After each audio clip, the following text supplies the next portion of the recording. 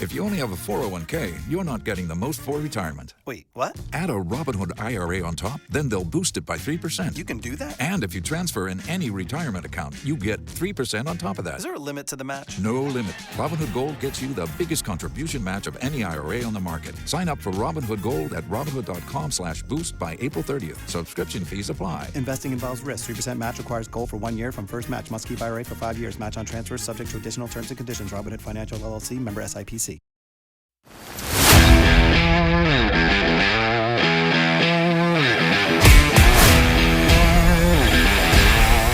Welcome to the Dragon's Lair.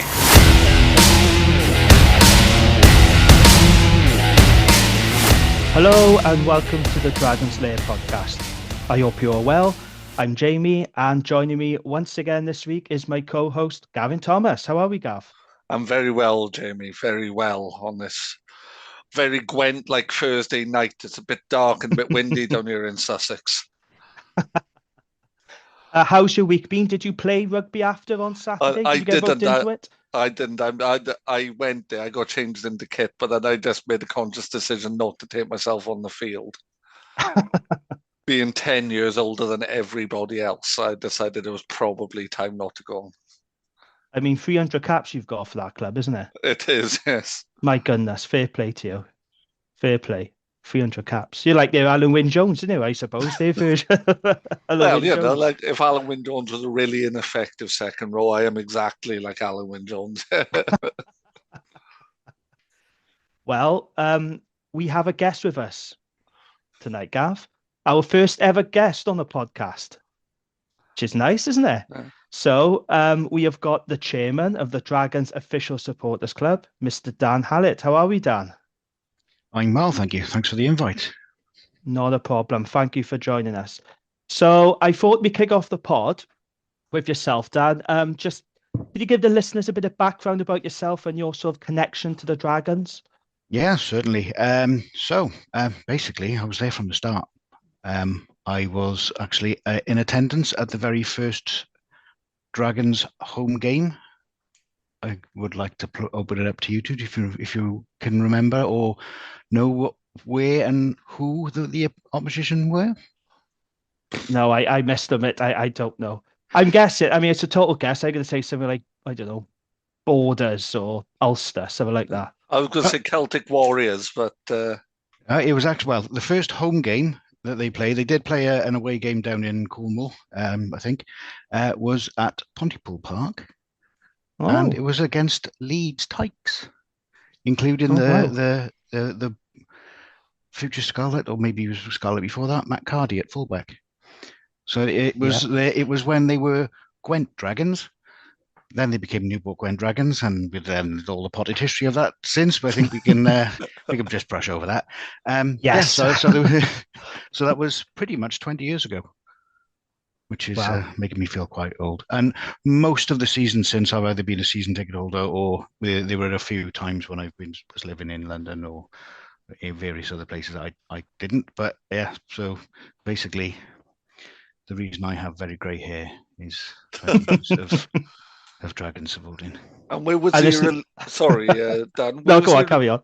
Where was your allegiance before the Dragons? Which was your club before them? Spent many misspent afternoon, evening down on the banks of Pooler Park on the terrace.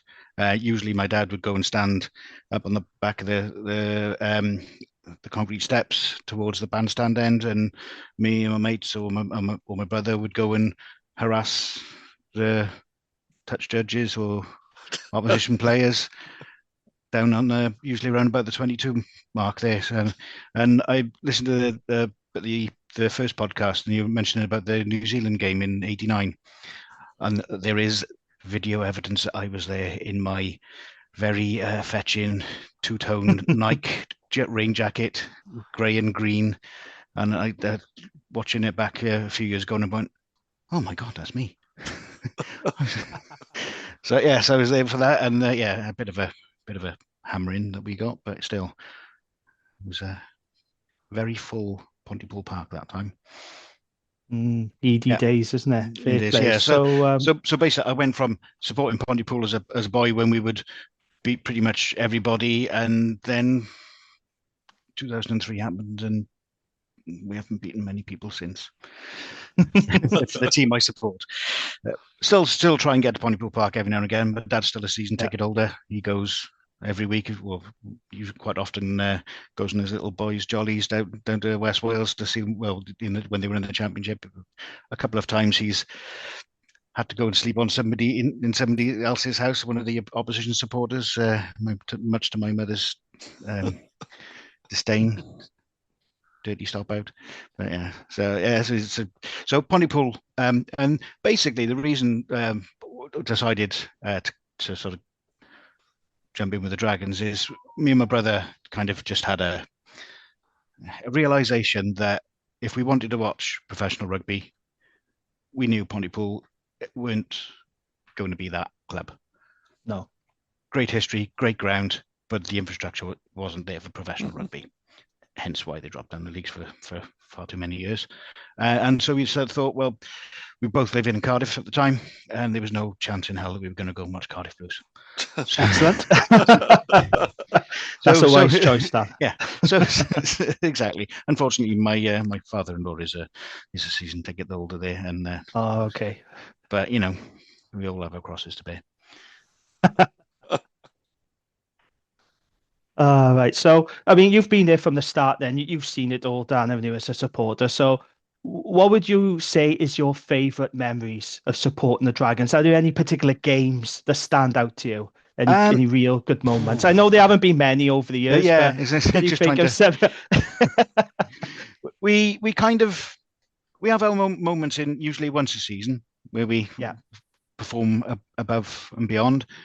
But the biggest thing I have enjoyed about the Dragons is when we managed to go away and go into Europe, go to some, obviously because we're not usually in the top tier, we go to some rather random places. I'm not as bad as our secretary, Ryan, who has ended up in Bucharest and in Russia and goes to all the random places, takes him two or 3 days to get there. But the away trips, especially the ones to France, a couple of times Toulouse, Bordeaux, we've done that a few times now, but Bordeaux's an absolutely fantastic city, and going there with a big bunch of Dragons fans all trying to make a little bit of noise in the stadium. It's a fairly big bowl of a stadium that they play in, but those are the ones that give the memories for me. Apart from when we went to Cash, I might have got my phone mugged off me. Oh no! Stood outside the bar, literally about 2 minutes earlier, talking to a couple of the Cash players, a massive Fijian winger and a Canadian prop. Might have had a beer or two and my phone in my hand. They went off. One of them was off home, and the other one was popping back into the bar. Somebody just ran straight past me, grabbed my phone out of my hand, and off they went. And I just thought, 2 minutes earlier, I'd have had a Fijian winger that could have chased him down. But being a short, fat man from Gandifeth, I couldn't quite get there. Oh dear. Yeah. So there are plenty. As I said, there's always been usually a performance or two during the season that we can get out for, and it's usually at home. It's usually very noisy, and I think the crowd there really does help with that. Absolutely, it does help, doesn't it? I think my favourite nights of Ronnie Parade are the ones where we're least expecting to get a win. I fought Munster last season. I know it was a Sunday afternoon, and everyone was a little bit because it's a Sunday, because a lot of supporters don't like the Sunday games, do they? I don't mind personally, but I understand a lot of supporters, they like their Friday nights or they like their Saturday afternoons. But that Munster game, I thought was terrific for the atmosphere and the crowd, and it does make a difference to the players as well, doesn't it? It really does. When you got the 16th man there, and I know I'm going to be biased. I'll sound biased, but I think Ronnie Parade's the best stadium out of the regions for atmosphere. I really do. I don't think it'll be beaten, can it? No. And they were always back in the day when we always seemed to manage to get the worst out of Mike Phillips. Yeah. So him and Dan Bigger, whenever they used to come to Rodney Parade, I don't know what it was. Brilliant players, both of them. But something would happen when they turned up at Rodney Parade and things would go wrong. We'd end up beating the Galacticos or whatever nonsense we wanted to call them. But no, with the team they had, we should never have beaten them. No. But we would. But we got a pretty decent record over the Ospreys at Rodney Parade, haven't we? Like you said, we did beat them in their Galactico days. So I can remember the crowd really getting on top of Mike Phillips. Yeah. And Dan Bigger and all them lot. Brilliant nights. It's a difficult ground to come to, though, isn't it? And I always I never really bought the House of Pain argument down at Sardis Road. I think Rodney Parade is a tougher ground to come to. It's right on the pitch. The fans are, and I'm going back a very long time when I used to go to Rodney Parade as well. And, it does have quite a hostile atmosphere. I know, and that's a carryover from I remember going to Pontypool Park, and some of the things I heard as quite a young and impressionable young man, quite. If my mother listens, it wasn't me. I wasn't saying it. I can remember going to a game in Pontypool Park with my parents, and my mother was stood with myself and my dad, and somebody said something outrageous. And when the fans go, "There's a woman there," and they said, "Oh God, she's come to watch Pontypool. She's got no standards. I wouldn't worry about it." And I think there's very much that culture down the Rodney Parade as well, which I like. Yeah, I have to be honest though. I think the past couple of seasons, I think it's lost its edge of Rodney Parade a little bit. I think we do need to get back to when it was an intimidating place. I think the past few seasons we've lost that. I don't think results have helped. But if we can get back to making it a really difficult place for teams and supporters to come to, because I always remember when Bernard Chapman first came to the club, he held a Q&A with supporters, and I was speaking to him, and he said, when he was with Leinster, he said, we used to hate coming here. He said, out of all the grounds in Europe, we would hate coming to Rodney Parade. I was like, oh, really? Why is that? He said, it's the crowd are on top of you. Every mistake is cheered. And he said, we found it really intimidating, more so than Cardiff and Swansea and, those Scarlets. They used to really hate coming down to Rodney Parade. And I want us to get that back again. Yeah, I want us to have that edge and to make teams, make mistakes and be on edge and have that intimidation factor. What do you think, Dad? Yeah, it was starting to get a little bit like that at the beginning of last season when we were winning a few games. Obviously, then it tailed off slightly with various injuries and something just wasn't clicking. But yeah, it is what we actually need. We need something to go against us, a refereeing decision or something like that, just to wind us up a little bit, and then then you can usually get the atmosphere getting a little bit more.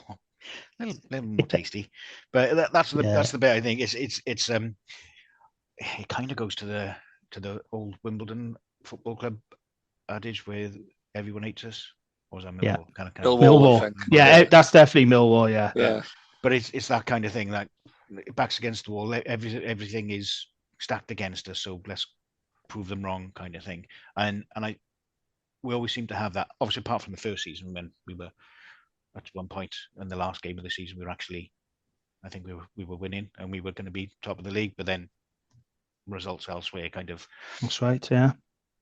Went against us and some other team won. I can't remember who we were now. But, was it the Ospreys or was it? No, that was the Ruddock, wasn't it? It was Mike Ruddock's first season. Yeah, and people forget how good we were in that under the Mike Ruddock. We were a proper good team. People forget that. It's a long time ago now, but Dragons were a good team. Believe it or not, we were. Yes, it is again gone in the dim and distant past, but it feels like we're kind of turning a corner. I know everyone's going to be struggling for the next God knows how many years because of the budget, but we're kind of not as in a bad position as everyone else because we've been operating on a shoestring for 20 years, so we're not having to cut our cloth as badly as others have had to. I mean, it's obviously because of my role as the chairman of the sports club. I also sit on the joint supporters group with sports club groups from Ospreys, Scarlets, and 2 from Cardiff, and what you kind of, how can I put this nicely? We've seen a very different WRU changing from the Roger Lewis years to Martin Phillips, and now then the interim period with Steve Phillips, and then with Ian and Nigel. We've yet to meet with the new management, but can't get any worse. So basically, and also they're obviously much they're in there to do a job to rectify the wrongs of the past and try and make it a little bit more professional and a bit more well run. So hopefully we'll all then get out of the budget cap. We can, and with our situation of now being destiny in our own hands, with people that are passionate and got a bit of money behind them. Absolutely, yeah. Things are actually not looking as bad for us as it could have been. And No, you're right. We talked about on the last pod, didn't we, Gav, about the new era and new people coming in. We've had a lot of false dawns as Dragon supporters, but this does really feel like a new era, doesn't it? You know, we got destiny in our own hands, free from the clutches of the WRU. And I think it was really important that we went private, wasn't it? Oh, massively. And I think from our point of view as well, I mean, I've had a couple of chats with Mr. Buttress. He's very, very keen to help us as a supporters club to in any way that they can. Now, obviously, we want to be staying as completely. We don't want to be influenced or be seen as cheerleaders for the Dragons. If there's criticism to be aimed there, we want to be free to air those views and to make sure that we can put across our any concerns we have to them. So we don't want to kind of be too pally, because we want to be that critical voice of the supporters, as well as at the times that when it's deserved, we shouting their praises. Like, I personally have always marveled at how much work that the community team do, and I don't think we shout about it enough. Oh, fantastic, yes. It's incredible work that Mike Sage does with his team, and so I'm always trying to say to them, well, shout a bit louder about that, because they do fantastic work. But then we want to be able to have the critical eye on them as well. I mean, so we will be tapping them up for some additional help, maybe some just maybe simple information that we've got. I'm going to sort of put a bit of a plug out here for the supporters club. We have lost our way a little bit since COVID. Everything kind of dropped off, and we've tried to meet as often as we can as a committee, but we need some extra help. So this is a call out for supporters. If they want to join, if they want to help the committee, have a look at dragonsupportersclub.com. You'll see that the website is completely out of date and rubbish. But that's the kind of thing that we're looking for help from. If there's anyone out there with some web design expertise that could give us a hand, or anything along those lines, people to help on match days. Obviously, we used to have a table in the marquee, but at the end of the day, all of us on the committee, we're all supporters. We're all there to go and enjoy the game. Yeah. And if you're spending an hour manning a table when you actually want to go to the bar, or you want to go to meet your friends down, or meet your mates down on the terrace and all that kind of stuff. So we're just looking to freshen up. So we will be doing an AGM in the hopefully before Christmas, if not shortly afterwards.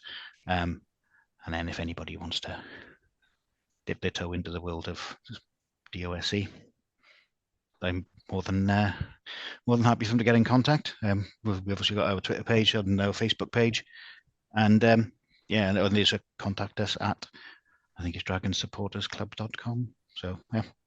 So that's my advert out there. Oh well, you've touched on something I was going to ask you, Dan. So, what are the benefits of joining the supporters club then for Dragons fans? Well, it's free, so therefore it's that's one of the that helps. That helps. So yeah, what we do, we run the away travel. We only tend to do usually the local derbies, and if we've picked up a trip to one of the English clubs, then we'll do that. We don't tend to organise travel to France, for example. So we run those clubs, and we'll keep everyone up to date on that. We used to do a Player of the Month award, which is again because of our lack of enthusiasm over COVID, that kind of fell by the wayside. So that's been resurrected.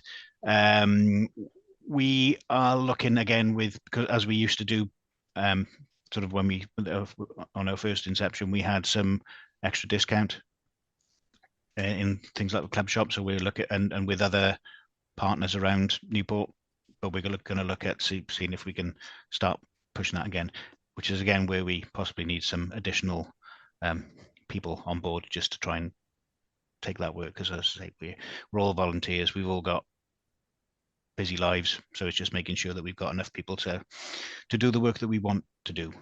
So yeah, so the benefit is that it's cheap. If you come on board, then you get the chance to push it in a direction that might be a bit more open.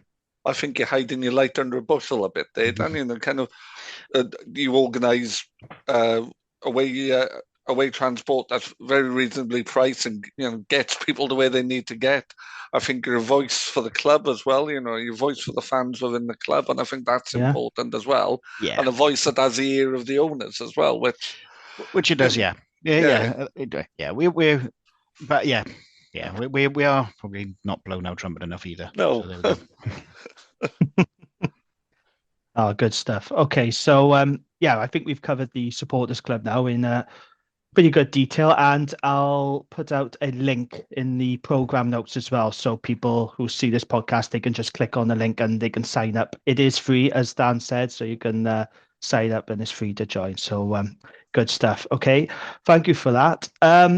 Let's talk now about the Dragons. So I'm going to ask you now, Dan, what are your hopes and expectations for this new season? Are you optimistic? Are you confident we're going to progress, or are you a bit trepidatious like me about how regional rugby is heading and it's going to be another struggle? How are we feeling about it? I'm cautiously optimistic that we will be top half of the Welsh regions, so first or second of those. Right. I'm just because of the disparity in budgets and squads, I think we're going to struggle to get anywhere above halfway in the table. I'd be amazed if we get mid-table. Still suspect we're going to be battling out with the other three in Zebre, but they seem to have improved a bit recently. But I suppose for this kind of timescale of when we're going to be struggling financially, I think it's more about how we play. It's just little things like, so there were a few games last season where things just didn't quite click, but in previous years we'd have lost those by 20 points, but we were losing them by 3 or 4 points. So we were getting so much closer, and with the natural progression that I seem to be seeing under Di Flanagan, it seems to be all going in the right direction. And it's just the squad looks happy and they're having a laugh, and they just all seem to be playing for each other. We were commenting on the terrace of the Ospreys that Lewis Jones runs past, and after he's got his face smashed in, and he's having a little laugh and a chat with the supporters, and it's like that kind of personality in the squad does wonders for the rest of the squad. He keeps them happy. You can see on the videos that they do put out on social media that people like Lewis Jones he's just a bit of a special one, isn't he? He's a bit nuts. He's just a bit off the wall. But I think you need that, and you can see that they on those videos are all genuinely enjoying themselves. They're enjoying being together as a squad. There doesn't seem to be any sort of little cliques, or they all seem to be they're all taking the mickey out of each other. What do you think about recruitment, Dan? We spoke about it last week. It'd be interesting to hear your takes on it. I thought the Martinez against the Ospreys, I thought he put his hand up really well. I thought he was smashing into tackles. He seemed to be going pretty well at the scrum. So I'm quite happy with that signing. The others all seem to be. I don't think I saw any poor performances. Kai Evans was really good with the boot. I know he's obviously been there for a year, but our new 10 in the second half, Steph Hughes, he was all right.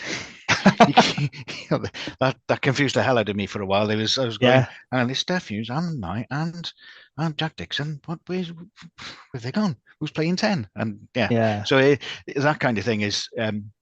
It's almost like with some of the players we've got, it's almost like we've got new players again.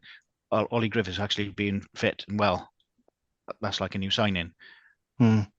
If he can stay fit, that's going to be one hell of a battle for back row places over the season. But yeah, I think because it was quite a sensible bit of recruitment. We'll see now with Dane Blacker starting on tomorrow. Friday night, yeah. Against the Scarlets, yeah. Yep. So, yeah, I think, and they seem to be, when they came to the Q&A, Dane and Kai, they certainly were, and as Corey as well came in, didn't he? And they all seem to be very positive about what's going on. So Corey Baldwin as well, I think he's starting as well tomorrow, isn't he? So he's on Friday. So I cautiously optimistic. It's been far too many years of starting the season optimistic, and we're already in October and we haven't lost yet. That's a positive. Yeah. Normally by now my optimism has gone south. Yeah, I don't like quoting Donald Trump. Stop the count, as he said. Yeah. We'll definitely be top half the late table now. So you mentioned the Ospreys game there. Let's just quickly go over that. So the Dragons beat the Ospreys 20 points to 19 in a pre-season friendly of Ronnie Parade last Saturday. It was a game of two halves, isn't it? I hate saying that because it's such a cliche, but I did think it was a game of two halves because I thought we were really good in the first half. But then when we made so many changes in the second, I lost track of who was coming on, who was coming off, who was coming back on. It got very, very messy. So there were tries from Ewan Rosser and Ollie Griffiths in the first half. They put the Dragons 14-0 up. Ospreys hit back with a Jack Walsh try, and Dragons went into halftime 14-7 up. So then at the break, the Dragons made 8 changes. And in total, Dragons used 28 players in this fixture. So pretty much nearly everybody in that squad got some minutes under their belt. I counted 12 changes from the Ospreys just going on their X account because they didn't do a match report for some reason. So I had to look through their live feed. Dragons scored 2 penalty kicks in the second half. Ospreys scored 2 tries through Max Nagy and Lewis Lloyd. Now, we needed a conversion from Jack Walsh in the 75th minute to put the Ospreys in the lead. Unfortunately for him, but fortunately for us, he made an absolute Horlicks of his conversion. And it was pretty bad, in fairness. So, yeah, Ospreys actually outscored the Dragons 3 tries to 2, but it came down to those penalties in the second half, and that's what clinched it in the end for Dragons. I'll come on to the penalties thing in a minute as well, because I got something to say about that. Attendance was 4,670, which I think is a pretty good attendance for a pre-season fixture. And, I am a Newport County season ticket holder as well. And I can tell you now that I've been to games this season and they've had 3,000 odd. So we've had more than what the county have had on a couple of occasions, actually. So I thought that was a pretty decent attendance. So Dan, what were your takeaways from that game then? What did you make of it? Who stood out for you? Sorry, the Argentinian prop Martinez was a standout for me. I thought he was really good. So was Jared Ross's new hairdo. He's copied. He's a skinhead. He's copying you, Jamie. I know. He looks like Russell Crowe from Romper Stomper now, doesn't he? I thought he had that really aggressive look. He looks like a baby-faced scary man. Yeah. Because he's also huge. He's built like a brick outhouse. Yes. But I was also impressed with his little brother. Ewan Rosser, he's quick, who took a very quick turn of pace to it was Keelan Giles he was against as well, who was no slouch. I know Keelan Giles had to turn, but so did Ewan as well. So I say I can't think of anyone that I was disappointed in. Even when we had the Jack Dixon of old clamping onto a ball and getting the turnover in our own 22 again, taking hit after hit, and as he's in a very vulnerable position. And yeah, so there was a lot of positives, I thought. Obviously disjointed after the after half time. You kind of expect that, but I thought in the first half we were very good value for money. Yeah, absolutely. So my talking points are very similar to what you've already touched on there, to be honest. So Kai Evans was very good. And if I had to pick a player of the match, I'd probably go for Kai Evans. I thought he was dangerous with ball in hand. I thought he kicked well. I don't know if you saw that tackle. He put on a brilliant tackle. I think it was on, what's the Welsh centre? My mind's gone blank. Kieran Williams, yeah. He put a brilliant. I'm not saying it was a try-saving tackle, but it did look like he was going to head for the try line. He brought him down brilliantly. And I thought he was really, really good, Kai Evans. I think he's going to be a very good signing for us. And where did he play, Jamie? Because sadly I was in Eastbourne and not Newport at the time. So, well, he had 15 on his back, but I mean, the players were just playing anyway. We even had Steph who's played at 10 at one point. It did look like they interchanged quite a bit, though, didn't they? Yeah, so it seemed to be very fluid, and I think this is possibly part of what of Dai's plan, is that there are players that are skilled enough to shift around. So we've got the beauty that we can obviously have Will Reed playing at 10 and Kai at 15, but equally Kai can come and take it as first receiver if Will's somewhere else, or Steph Hughes can step in and take it as first receiver. I think one of the things that was impressive with Kai, he was very calm. He seemed to be quite a calm influence at the back. There was no panic, even if there was an Ospreys player charging down at him. He was very calm and didn't rush anything. And he has got a fairly monstrous boot as well. And he's I was deceptively quick. I know obviously his dad's a little bit quick, but he doesn't look quick when he's running, but he doesn't half shift over the ground. He's an accelerator, what I've seen him play last year for Ospreys on the game we played for Wales against South Africa. He's just an accelerator from a standing start. He can get moving quickly. And we talked about this last week, and be interested to see him play a 10 a bit. He has played a 10 for Ospreys, and I think he's got that capability because he's quite a deceptive runner, and he might bring something different out of the attack. But I absolutely. I think so. Yeah, you mentioned his dad there, Dan. We walked past Ian Evans outside Ronnie's bar after the game. He was there watching his boy. My goodness, he looks old. Ian Evans looks really old. Now, I know he's always, that's even as a player, for the WIU does. he looked old as a player. Well, he looked older than his years as a player, didn't he? But that was an observation for me, how old Ian Evans looks. I had to bring that in there because it did surprise me how old he looked. I mean, he's 59, but he looks a lot older than that. Okay, so what else? What other talking points? So Ollie Griffiths, you mentioned there earlier. Now, he played 40 minutes and he was very, very good, wasn't he? If there's any justice in the world, the injury gods will leave the guy alone. Yeah. Because if he stays fit, I think Dragons win more games. He's that important to us. And I just want him to please have a relatively injury-free. He's going to get injured at some point. We know that. But I'd rather it be for a week or two rather than 2-3 months or half the season, because he is so important to us. So when he's fit, he's so good. He made a crucial turnover. He scored a really good.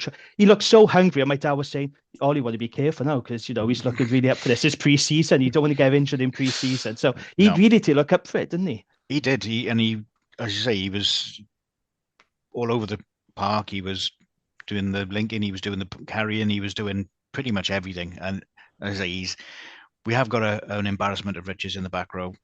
Yeah, at the Dragons and in Wales, but he still would be, if he was fully fit and he had a good run of games, he would still be pushing in for that Welsh squad and Welsh team, because he's had one cap, Ollie. And it was Samoa, I think he was away, and it was only 2 minutes. He was brought on for like the 70, and that's just a crying shame, absolute crying shame. He's just, I just sometimes wish he would put on a bit of fat, because he just seems to, because he is so muscle bound. I don't know whether that's part of the issue that he is ripped, but he maybe a bit of cushioning. That's what he needs. Our back row does look, if all of them are available, that's quite the back row, isn't it? You've got a real good balance there. You've got athleticism. You've got real defensive steel. You've got some genuine pace as well. In Tane, he really can move. So that's going to be quite a difficult back row to deal with. It is, and I said there's a mix there as well. You've got the rangy player like Aaron. You've got the nasty so and so in Keddy. You've got all of those different elements of a back row that you want, but you've also got the skills of Tane and that kind of. It's just we can probably stick out two completely different but equally as strong back rows. Yeah. We've always done well in the back row. We've always had an embarrassment of riches there. And we've struggled in certain areas of the squad, but back row, I think, has always been an area of strength. The Dragons may have found a prop who can scrummage. Rodrigo Martinez looked pretty solid, didn't he? His defense was pretty good, as you mentioned. There were some big hits going in. Now, we did give away a couple of penalties in the loose, but I was very impressed with Martinez. Now, we talked about this on last week's pod. We just need a strong scrum, and that's something we've never had. The Dragons the scrum has always been an Achilles heel, and it's cost us in so many games not having that platform. So if he can replicate that kind of performance, and if Leon Brown, he needs to stay fit. Can Leon stay fit? I think it's a really big season for Leon Brown, actually. Oh, it really is. It is, because we talk about this all the time. He's got so much potential, and he just keeps getting, it's not his fault, of course it's not, but he keeps getting injured at the wrong moments, and then when he is fit for us, he goes off to Wales and then we don't see him, and then he gets injured in Wales Cup and he comes back, and it's really frustrating. I would love Leon to really kick on, because I'm a big fan, but I don't know about you guys, I don't think he's fulfilled his potential yet. Well, I have two issues with Leon, and one that he hasn't fulfilled his potential, but the other, and for me, I'm very old-fashioned. I'm an old man, I suppose, but I do believe tight end should be able to scrummage, and I don't think it's there for him. He is great round the park. He's like another back rower, but he doesn't do that work that in the scrummage for me. But then you say that for Wales, though, mind. When you see him for Wales, he has looked relatively solid, doesn't he, in the scrum for Wales? I think there was a section of, not last season, I think it was the season before, when he had a run of games, and I think I can't remember who was scrum coach at the time, they've obviously done some work with him, and he improved massively, and he just didn't move. It's your typical thing for your tight end, you just an immovable object. But then I think part of the issue then is that because he's had Achilles injuries and he's had calf injuries, maybe that's where sometimes the pressure, when the pressure comes on in the scrum, is the strength, or is there something going on there that he can't keep to that point? And he also, and I hate to think that it does happen, but we get the reputation of weak scrummages. So if something goes wrong in a scrum, it's unconscious bias, possibly. Oh, yeah. I think refs will do that. Refs will think that one's going forward, it's the other team's fault. And sometimes it isn't, because someone will shift it a bind but I think that does fall against us unfairly. And I think the Wales thing is interesting. I think he was starting to look solid, but then under Pivac, I think Pivac decided that scrub props didn't need a scrummage, which is a fatal error. No, and as a converted back rower, because I think he started off as a number 8, and that he probably hasn't had that schooling, I suppose, from an early age, the technique. So he probably is having to learn. He's learning. He should be learning it pretty quickly now, considering he's a full-time professional. But it's just, and that's where hopefully in training he'll be scrummaging against Rodrigo Martinez, and so we might get a bit of, give it a bit of improvement of that, because there's nothing like live scrummaging to get the technique sorted, is this? It's the only actual way to practice it, I think. Because scrum machines are great, but scrum machines don't try shifting their binds. They don't try and pull your arm down. They don't try and Yeah, he is highly thought of though in the Wales camp, Leon Brown. By Gatland and by Pivac, he was highly thought of. But I just want to see him kick on, and again, just try and stay, injury free, because that's the only way he's really going to kick on. I think the guy you was on about when you said coming in to improve the scrum, I remember Dragons bringing in a consultant. I think it was Olivier Azam, wasn't it? The French guy. He was brought in. Yeah, he was brought in by Dean Ryan, and you're right. Our scrum really didn't improve. I thought he did a fantastic job, Olivia Sam. I wonder if he could come back. I don't know where he is now, but can he come back, please? We can pay him in cheese, chips, and gravy because we got no money, so he can have that and some Compeed plasters maybe. It was yeah. It's the other thing with Leon. He's such a happy jog. He's just like a big smiling kid. Because when you see him interact with the kids that are on the side of the pitch, he's just such a nice lad as well. I think yes, be nasty, have a mean streak. Go on, let's get a bit of niggle. And he is big, mind, because I walked past him the other day. He's a unit, isn't he? He is a big guy. Absolutely enormous. Yeah, he really is. Right, final talking point for me on this game. It's perfectly okay to take penalty kicks in a pre-season friendly, in my opinion, right? So I didn't think anything of this at the time. So we took 2 penalties. It was one by Will Reed and then it was one by Kai Evans. I didn't think anything of it at the time. It was then brought to my attention. There were some very salty Ospreys fans on their forums bemoaning the fact that Dragons took penalty kicks in a pre-season friendly, because who does that? Nobody does that. Now, I don't know what you two think. I haven't got an issue with it. Nope. What does it matter? Where in the rule book or the law book does it say you can't take penalty kicks in a pre-season friendly? You know, I don't understand why there's been such a hoo-ha. And Lee, the host of RAP, the main guy, as I call him. Now, he's been on all the other regions pods talking about this, right? He's been on the Scarlet's pod talking about it. He's on a Cardiff pod talking about it. They recorded the Ospreys one tonight. He'll be on about it there. What did you think, Dan? Was you like, oh, we shouldn't be taking 3 points there? I don't care. I want us to win the game. And it may be a pre-season friendly, but we've got to get the winning habit. Absolutely. If we'd gone to the corner and missed, and then we'd lost by 8 points, I don't want that. I want us to win by 1 point. It doesn't matter. I'd have been happy if we'd kicked 6 penalties. Yeah, Gav, what are your thoughts on it? Well, my view on it is friendlies are there to prepare you for competitive games. And one of the elements of a competitive game will be taking points when they're on offer. And if you don't practice that and you don't work out your decision making about who's going to kick where, when you're going to kick, when you're going to kick for the corner, when you're going to, this is a chance to practice.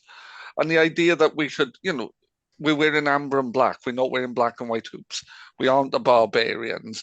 It's not about flinging the ball. It's about creating a winning team over time. And you do that by developing winning habits. And winning habits include sometimes doing horrible stuff, being quite negative, and kicking penalties. And if Ospreys had won by 1 point, would they be being salty in their forums? Probably not. No. And good point on that one as well is the other bit is if they don't want us to kick penalties, don't give a penalty away. Oh, absolutely. Yeah. That's a good point. Yeah. I talked about this on the RAP podcast because Harley was all about it. And I said, look, I think part of the reason we went for those penalties was because, to be fair, the Ospreys defense was really good. And we was hammering away near 22. We wasn't really going anywhere. And you know this, Dan, as well, because he was at the game. The lineouts on both teams weren't great. So it was pretty windy as well. So there was a lot of non-straight throws, and the lineouts were a mess for both teams. So I think maybe if they had kicked to the corner, they probably would have butchered the lineout. Who knows? But we weren't really getting anywhere. We were in the 22. There were times we were just hammering away and not getting any reward. So the sensible thing to do, if it was a URC game, you would take the 3 points, wouldn't you? So we need to build that habit, like you said. And if you see any of the stuff Sam Lana writes about his analysis, he identifies that the teams win on their kind of red zone percentage.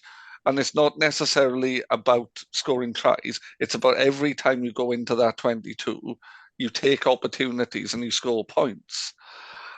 And there'll be a bunch of guys with laptops during that game saying, well, take the points, do this, do this. It's ridiculous to imagine in a professional game they're going to treat it like it's the end of, it's the Boxing Day Colts versus the Vets game, because it's not. Yeah. Exactly. And I completely agree on that. Treat it as a competitive game.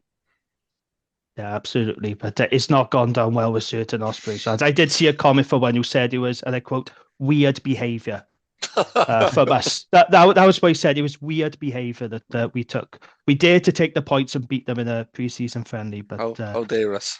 How dare the Dragons actually win a game? But I might take drop a quite little message into the joint supporters group WhatsApp group just to sort of say, how are the Ospreys us taking penalties, and see what respond.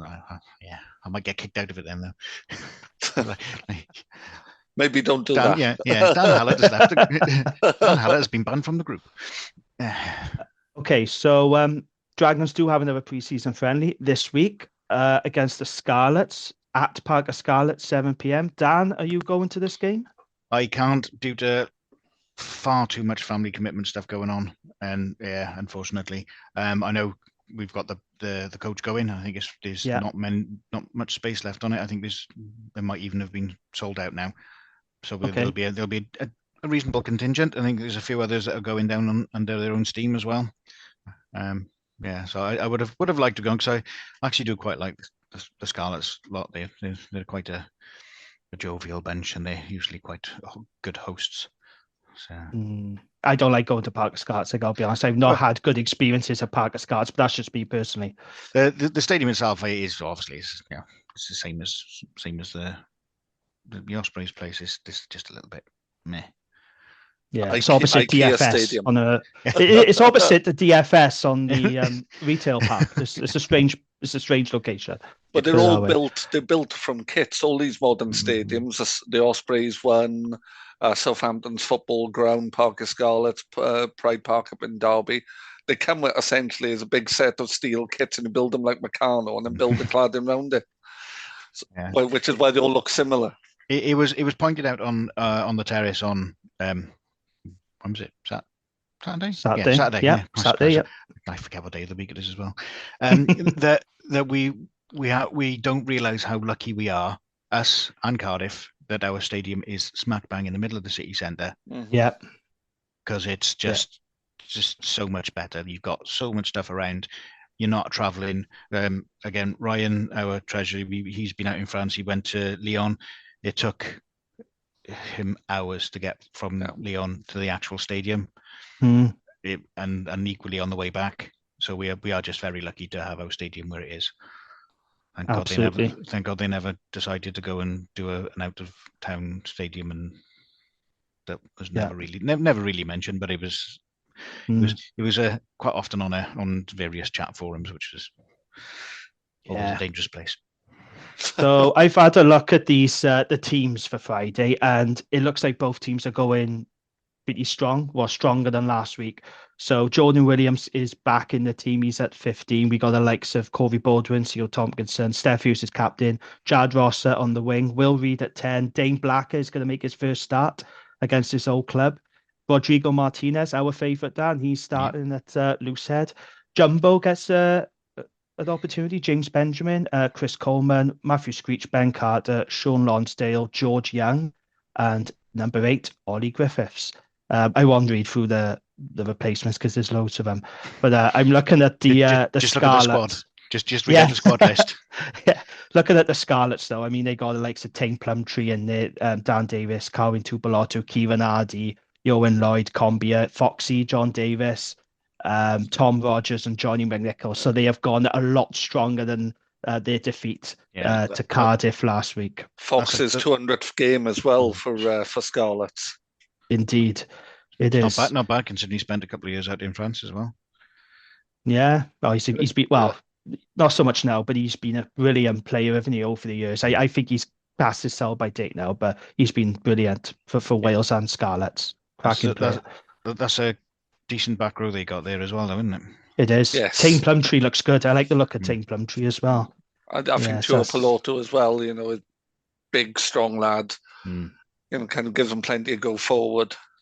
I've seen a couple of videos of his when he was playing. Was he up in Sedbergh? Was he something like that? And he's just basically taking the mickey when he was playing in his school team. It's just like people bouncing off him. It's just it's not it's not fair. They should tie your shoelaces together. They might even it up a bit.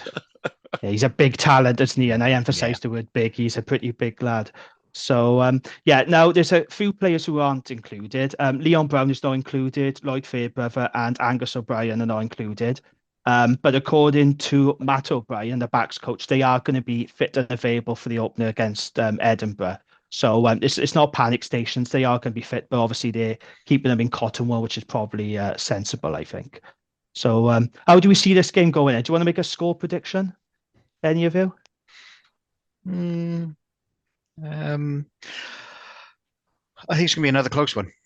I think. Yeah. There'll probably be a few more tries than from the Dragons, obviously, than it was on Saturday. I reckon there'll be a few more. I'd probably go in the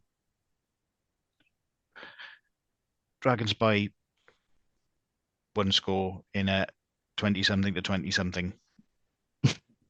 How about that for sitting on the fence? I'm going to sit on the fence even more. The splint is going to be sizable for me, and I'm going to say whoever wins will be by 2. It'll be very close. I'd like to see us ideally win 28-0 or 28-25, but all our points come from kicks, all from penalties. So I listened to the Scarlet's Fever podcast, the one the lead does with Hugh. And they were very disparaging. They think they're going to blow us out the water. And they were making snide remarks about us just taking penalty kicks and not scoring any tries, which actually would be quite funny if all fights were from penalties were there, just to rub it in, So I would like to point out 27 as 28 isn't a multiple of 3. Just as well, I haven't spent a large chunk of my career teaching maths. Yeah, so hopefully Dragons will put in a good performance. I mean, results aren't the be all and end all in pre-season, but it is good for confidence. Yes, they are. Oh, they are they? Okay. Results are if you're the Dragons, if you're the Dragons, fair enough. But so good luck to them. I won't be going to this game. I'm in London, unfortunately, so I'll be checking Twitter and making sure I'm on top of it. Can I guess? Is it you watching some other kind of oval-shaped ball? No, so it's a birthday weekend for me. Cocktails on Friday night, and then on Saturday we're going to see Peter Kay live at the O2. I thought you might have been. I know you're a bit of an NFL fan as well, so I thought you might have been going there.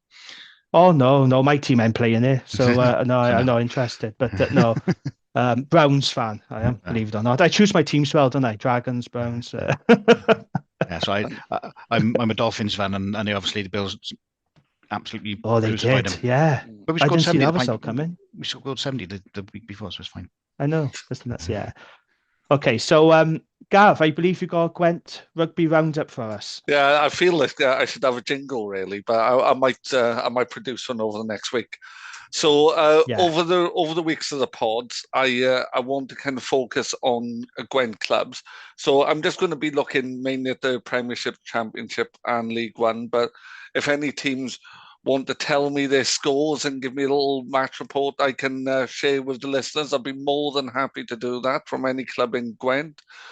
But if we start in the Indigo Premiership, a good week generally for Gwent clubs, but currently our 3 clubs are in 2nd, 3rd and 4th. Newport in 4th, they've won 2 and lost 1. They lost their first game of the season home to Swansea on the weekend, 26-21, close fought game. Pontypool are in 2nd, just behind Llandovery. They beat Carmarthen 45-21. A dominant performance, and I think Carmarthen came into it a bit later on, but Pontypool had already sorted out by that point. And Ebbvale, my boys, won 26-10 against RGC, and they're in 3rd. So, kind of looking good in the Premiership for Gwent sides, 2nd, 3rd and 4th in the league. Kind of, I think all of them are ambitious. And Dan, you're a Pooler man. I think they fancy the chances in the Premiership this season, don't they? They do. They've impressed me. I thought they might have struggled a little bit to that little extra step up, where they've not really been pushed that much over the years in the Championship. So there might have been that extra competition, but they've impressed me. The game against Newport seemed to. I know it was a belter of a game, that one. Yeah, it really was. So in the Championship East, mixed bag for Gwent sides. Cross Keys went down away to Bargoed 48-24. Bedwas lost by a single point at Rumney and Cardiff 24-23. But Newbridge went to Cardiff and came away 26-20 winners against St. Peter's. So Gwent side's doing quite solidly there. In Division 1 East, lots of Gwent derbies, oddly enough, in a team representing East of Wales, or league representative. So Abergavenny lost 27-46 at home to Tallywine. Thames old side. Yeah, indeed. Bryn Mawr beat Pontypool United 61-17. Quite dominant performance here, but yeah. I'm going to make a comment each week. One of my dad's former clubs, but then I could name most of the clubs in North Gwent, and they're one of my dad's former clubs. But Monmouth lost at home 14-22 to Blaenavon. Blaenavon, I know lots of guys up there, good solid club. And then Risca lost quite heavily at home. They lost 17-67 to NSD, which is one of your former clubs, isn't it, Jamie? It is, yeah. NSD, yeah. Jason Tovey's there now as well. Yeah. And then just kind of within the other leagues, Division 2 East, Abtley Blaenau Gwent at top from Blackwood. In Division 3 East, Abercarn at top from Machen. Division 4, Newport Saracens at top, Crumlin just behind them. And then League 5, Pont and Fife at top, but there's very little rugby being played and there are lots of cancellations. But Pont and Fife are top by quite some way there. And League 6, sadly, not a Dragons team top of the league, so I won't mention League 6. Yeah, we'll skip that. No. It's a Blues side. We don't want to talk about them. Moving on then. Moving on. But, I think a fairly good week for the clubs of Gwent. But if any clubs from the smaller divisions want to let me know how they're getting on, be more than happy to talk about them. Absolutely. Okay, cheers. Thanks for that, Gav. That was a pretty good roundup there. Right then, chaps, let's finish off talking about the World Cup, because we didn't really get to talk about the World Cup on the last pod. So I think we'll talk about it this week. Big game for Wales on Saturday. They just need a match point to top Pool C. Dan, what have you made of the World Cup from what you've seen of it and Wales in general? Typically Gatland. Yeah. Difficult to beat. And in a World Cup, that's what you need. Absolutely. I mean, I must say some of the players, it's not not the most exciting, but you can see the defensive effort and you can see the effort. But our old second row from last season, Will Rowland, has been an absolute monster of a player. You can see he's not that he's just because he is head and shoulders above everybody else because he's so big, but he has been a head and shoulders above any second row. I don't think there's a second row playing better than him at the moment. We're just difficult to beat, and we've got the players that could create something out of nothing, or a drop of a ball, and Lewis Rees-Zammit is under the post. It's that kind of thing. So we've got the players that can do it, and we've also got Jack Morgan who can do a 50-22 from a 22-22. Yeah. No, he's been superb in the Jack Morgan. I think this tournament's going to be the make of him. I think he's a terrific player. And what about the World Cup as a whole? I mean, how do you think the tournament has been in general? I've really enjoyed it. I think so. Some of the performances of the tier 2 teams have been a breath of fresh air. Portugal, superb. And I was watching the first half of the New Zealand Uruguay game, and for the first 20 minutes, New Zealand it was almost, I think it was 17, 18 minutes before New Zealand scored. It was 0-0 up until then, and Uruguay was probably a little unlucky not to score. And it's just that there isn't that massive gap anymore between the tiers. And all I hope is that I would love to see in the future a World Cup where after this group stages there would be a second tier competition underneath for those that didn't get into the round of 16.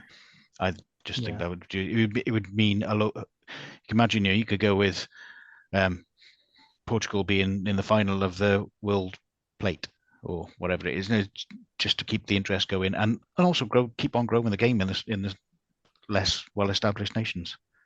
Yeah, absolutely. Portugal have been great to watch, and they're so entertaining. I think all the tier 2 teams, with the exception of Romania, obviously, and Namibia, those two aside, I think they've conducted themselves really well in this tournament, haven't they? I might be chased out of the pod then, because I think Portugal look lovely, aren't massively. There's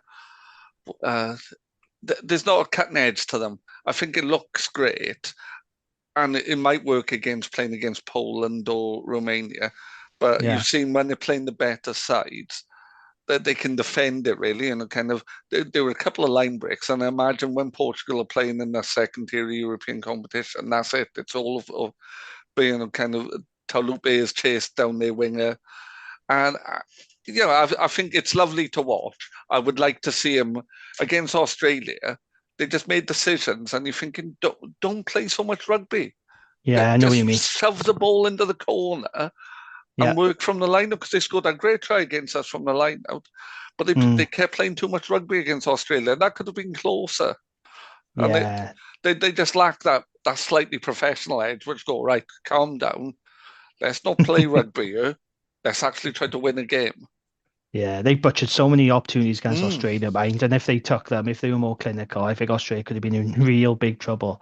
But so what do you think of the World Cup then, Gav, in general? Are you enjoying it and seeing Wales progress? Or I think what I'm really enjoying is Wales. And I've taken an entirely different approach to this. So I've watched all the World Cups, and most of them, even when I was 14 in 1987 or whatever, I think every World Cup has given me a few grey hairs. So this year, now that I don't have much hair and what I do have left is grey, I've just taken the Zen approach. And I was right from the start, I said, we'll top the group, we'll beat every side, we'll get bonus points where we need to get bonus points. And that's just, it's the way it's going. But you can see why, because as Dan has said, we've been brutally efficient. And it's not pretty, and I don't care less, because we're winning. And I think that's been the strength of the World Cup for me, because I've gone into games thinking, I've never gone into an Australia game thinking, I'm not worried. And perhaps I was kidding myself, but we didn't need to be worried. We were much better than them. Fiji, we were better than for 50 minutes. Yeah, and we lost our head. And what we did against Australia was not lose our head. And every time there was a chance for us to take the foot off the throat, we just pressed it down harder. And that's what we have to do against Georgia. We have to be absolutely clinical and brutal against Georgia. And then we have to do the same against Argentina or Japan the next round. It has to just be play rugby that wins games, not play rugby that looks nice. But in terms of the World Cup, I think I've enjoyed some of the teams I've watched. Really enjoyed watching Tonga. I like the way they play the game. Chile brought a real breath of fresh air. I like watching Portugal, but they frustrated me in that I just, come on, boys, just use your heads a little bit more. Romania have stunk the place out a bit, unfortunately, and I can remember great Romanian sides. Romanian side that beat us in Cardiff in the 80s. It's a different world, I know that, but France have looked imperious. I sadly live in England, and lots of my teammates and my club seem to think that England are looking great, and I point out to them scoring 11 tries against Chile is not an indication of quality. But you go and let them have these things. But I think it's good. But we will see one of South Africa, Ireland, or France with their hands on the trophy at the end, I imagine. Yeah, fair enough. So Wales, as I said, they got Georgia on Saturday. It's 2:00 kickoff, I believe, UK time. There are 4 Dragons in the team. So we got Tane Basham, we got Elliot Dee, we got Rio Dyer, and Aaron Wainwright. Who stood out the most for you, Dan, out of those Dragons? I mean, Lydiate is also in the squad as well, but I mean, which Dragon has really impressed you in this World Cup? Wainwright. I agree. I just think he's just solid all-round player anyway, but his engine is huge. He just keeps running. He just keeps running. He keeps running, and he's also a good line-out option as well if we ever need to use him. He was another one that Pivac ruined a little bit, but he's back to his best now, I think. Yes. Yeah, it's no coincidence, is it? Gatland's back now, and Elliot Dee is back in the fold and is playing good rugby. Aaron Wainwright is back in the fold and beating back to his best. I think Aaron Wainwright's been absolutely fantastic. I think Rio has been really good. It's just a frustrating it is a bit frustrating. He hasn't managed to get any tries yet. And I think he's working really hard, but for little reward. Especially when I put him in my fantasy team and he can score. I might be wearing black and amber shades here, but I would pick him over Rees-Zammit. I think I would. Yeah, I think he's defensively more sound, and I think the thing with Louis, there is that kind of moment of magic, but I think Rio just gives you a bit more structure. He's also brilliant in the air. Yes. Yeah, and he chases kicks non-stop. Yeah, his work rate's incredible. From kickoffs as well. From kickoffs, he's an absolute terrier. And I think Rees-Zammit is lacking a bit in defence. I think he's easily found out. He can be found out defensively, Rees-Zammit, but I'm happy with the representation we've got, though.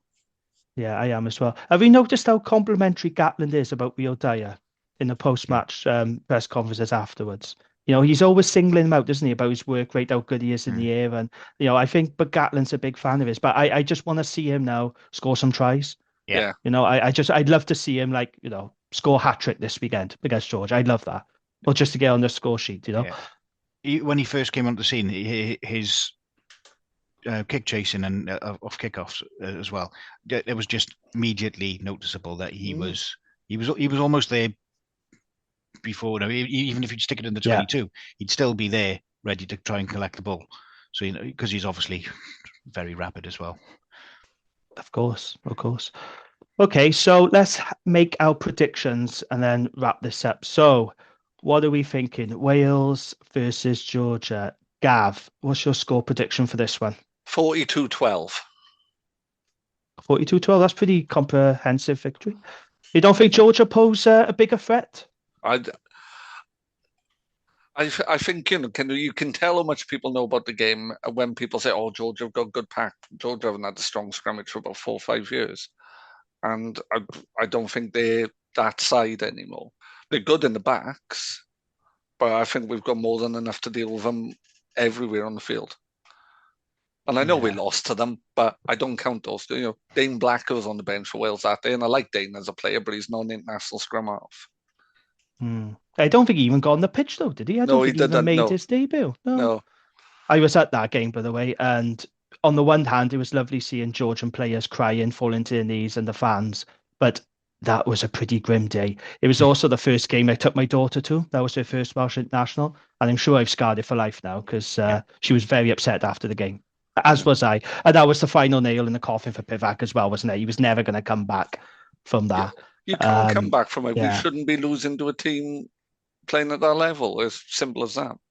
No, and Gatland has never lost to a tier 2 team. I'm not including Scotland in that either before anyone makes those jokes. I know it's an old joke, but I'm not including Scotland in that. Okay, Dad, so what's your prediction for this weekend, mate? I don't think we're going to score quite as many as that. But equally, I don't think Georgia are going to score as many because I think our defence is that much better. So I'm probably going to go with 35-10. 35-10, okay. Yeah. They'll get a lucky try at the end when we... Yeah. I was quite conservative on the Rat Pod because I said 10-15. But the more I think about it now, I think it might be more. I actually think we might win by 20-25 points, I think. I don't think it's going to be a massive blowout because Wales don't do massive blowouts, really, do we? But I do think this is going to be pretty comfortable. So I'm going to change my score. I know I said 10-15 on that, but I'm actually going to go 25 now, I think. But so there we are then. That's it then. Gav, thank you very much. It's been a pleasure. And Dan as well, thank you for being our first ever guest on this pod. It's really appreciated. And I think that's it for tonight. Thanks again for listening to us. You can now find us on Spotify. Yes, we finally made it onto Spotify. You can follow us on Facebook and Twitter. We will be on Apple very soon, but it goes through a third party. It's a sports social network and they sort it all out. So it takes time apparently, but the good news is we are available on Spotify. So thank you very much for listening. We had great feedback after the first episode. Is much appreciated. So that's it, guys. Thank you very much. Good night. Thank you for listening to the Dragon's Lair podcast. We hope you enjoyed the show. Please subscribe, rate and review wherever you listen to us, as it really helps spread the word. You can find us on all the usual social media channels or email us on welshregionalrugbypod@gmail.com. And remember, whatever the question is, rugby is always the answer.